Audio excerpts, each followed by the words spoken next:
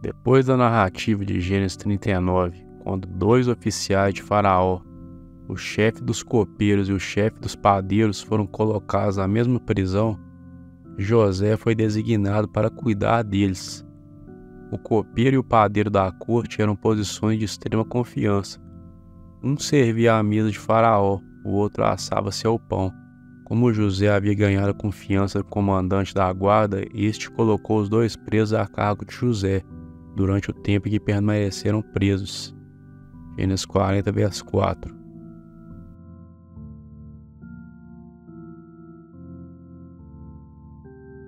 A Torá diz que os dois oficiais sonharam cada qual um sonho na mesma noite.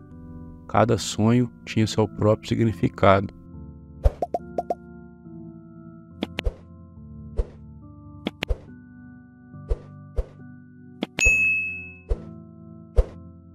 Quando José viu os dois oficiais pela manhã, percebeu que eles estavam abatidos, ou literalmente tristes.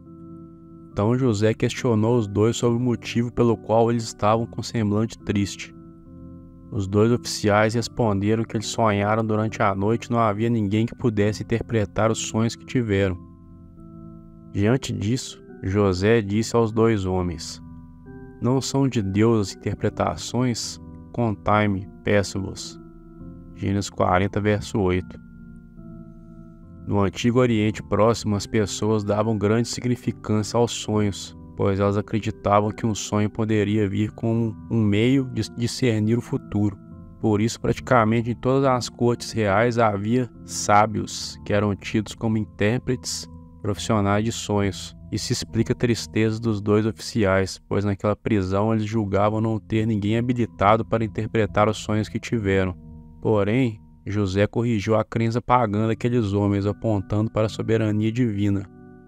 Ele diz que somente de Deus pode vir as verdadeiras interpretações.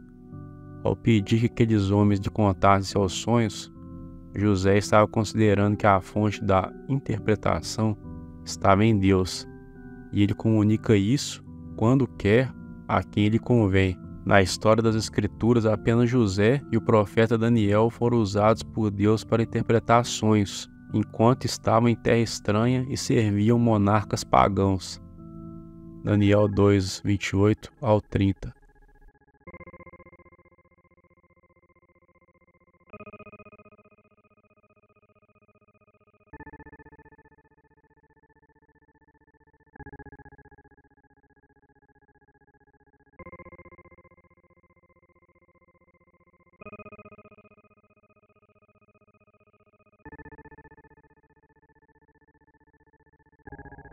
O copeiro-chefe foi o primeiro a contar o seu sonho a José. Ele disse que em seu sonho havia uma videira, e na videira havia 3 ramos. Quando a videira brotou, havia 3 flores, e seus cachos produziram uvas maduras. O copeiro-chefe disse que no sonho ele também estava segurando o copo de Faraó. Então ele pegou as uvas e as espremeu no copo e entregou a Faraó. Gênesis 40, dos versos 9 ao 11. José interpretou por inspiração divina o sonho do copeiro-chefe, dizendo que os 3 ramos representavam 3 dias. Isso significava que dentro de 3 dias ele seria perdoado por Faraó e reabilitado em seu cargo. Então, como seu copeiro, novamente ele poderia servir a Faraó dando-lhe seu copo em sua mão. Gênesis 40, versos 12 e 13. Depois, José pediu que quando o copeiro-chefe estivesse bem, que fosse bondoso e se lembrasse dele, falando a seu respeito a Faraó. Ele queria sair daquela prisão, pois havia sido injustiçado. Ele tinha sido tirado da casa de seu pai e levado para o Egito, e mesmo sem ter feito nada para merecer, foi lançado naquela cova. Gênesis 40 diz que o padeiro-chefe viu que a interpretação do sonho dada por José era favorável. Também lhe contou o seu sonho. Ele disse que em seu sonho havia 3 cestos de pão branco sobre sua cabeça. No cesto mais alto havia todo tipo de comida que um padeiro costumava fazer para Faraó. Mas no sonho, as aves comiam do cesto que estava sobre sua cabeça. Gênesis 40, versos 16 e 17. A interpretação do sonho do padeiro-chefe não lhe era favorável. José disse a ele que os 3 cestos também representavam 3 dias. Mas diferentemente do que haveria de suceder ao copeiro-chefe, Dentro de 3 dias, Faraó mandaria executar o padeiro-chefe e o penduraria no madeiro. Então as aves do céu comeriam sua carne. Gênesis 40, versos 18 e 19.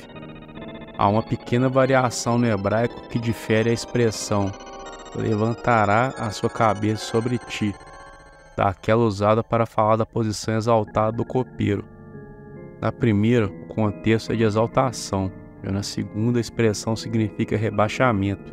É uma linguagem para dizer que um seria levantado, isto é, levantá-lo da sua degradação, enviar e trazê-lo da prisão. Segundo o livro dos Reis, capítulo 25, verso 27.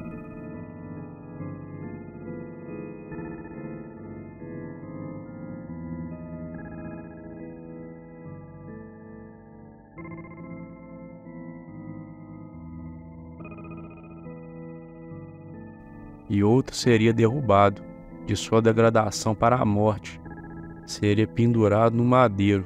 Mas se Deus deu os sonhos e a interpretação, por que ele não mudava a sentença do padeiro-chefe? Ele, padeiro-chefe, provavelmente pela maneira como Faraó havia decidido executá-lo, segundo o sonho, de maneira severa, cometeu um crime muito grave. Assim sendo, Deus não quis dar ao mesmo livramento. Assim como todos os servos fiéis de Deus, José foi corajoso ao transmitir as mensagens divinas, fossem elas boas notícias ou avisos de julgamento. 3 dias depois, o que José disse aconteceu. Faraó deu uma festa de aniversário, costume idólatra, que nunca foi costume do povo de Deus nos tempos bíblicos e não é agora que será. E ele declarou: Faraó, a sentença daqueles homens. O padeiro-chefe foi executado como José, por inspiração divina, havia predito, ao passo que o copeiro-chefe voltou-se ao cargo anterior. A palavra que informa que o padeiro-chefe foi enforcado não indica um método de execução, mas tem mais a ver com a exibição pública do corpo pendurado no madeiro, condenado após a morte. O capítulo termina dizendo que, apesar de ter ficado bem, o copeiro-chefe se esqueceu de José. Gênesis 40, verso 23.